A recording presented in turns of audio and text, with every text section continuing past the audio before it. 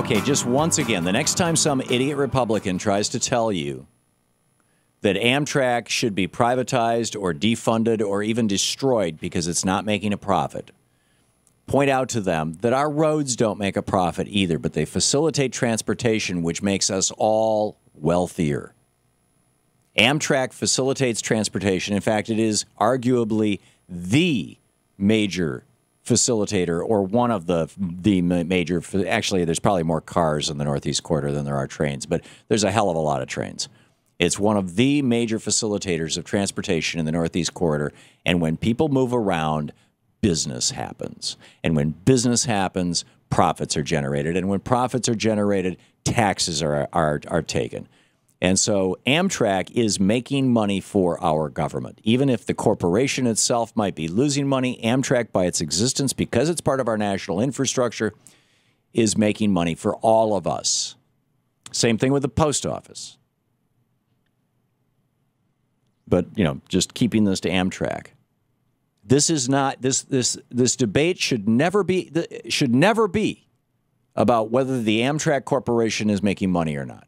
It should be about whether they're doing the job that needs to be done or not, and how much we need to invest so that our infrastructure can compete with that of other countries, so that our companies will be more interested in building their new factories and their operations here in the United States, where they've got good infrastructure, instead of moving to China where they can get a 300-mile-an-hour train all the way from the equivalent of New York to Chicago.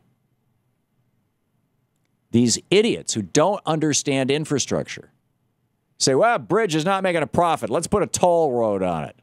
Right. So you're going to cut its traffic in half. So you're going to cut in half the amount of business that actually gets done. And that includes, like I said, people just going to visit grandma. There's money to be made there. People staying in hotels, people eating in restaurants, people, you know, stopping and picking up snacks, whatever it may be. It's this Republican line. It's not that they're stupid. It's not that they don't understand what I just told you, because I think most of them do.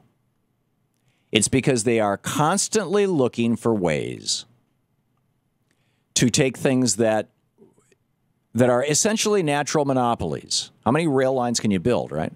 To take things that are natural monopolies, which therefore, if they're put in corporate hands, can be profitable off the back of you and me, and that have already been paid for by previous generations, and give them to for-profit corporations, which will then kick that money back in the form of campaign contributions to these slimy Republican politicians.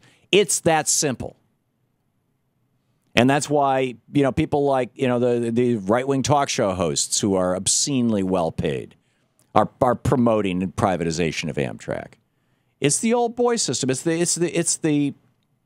is this sick and perverse idea that capitalism solves all problems. Capitalism is a reasonably good economic system, at least when it's well regulated.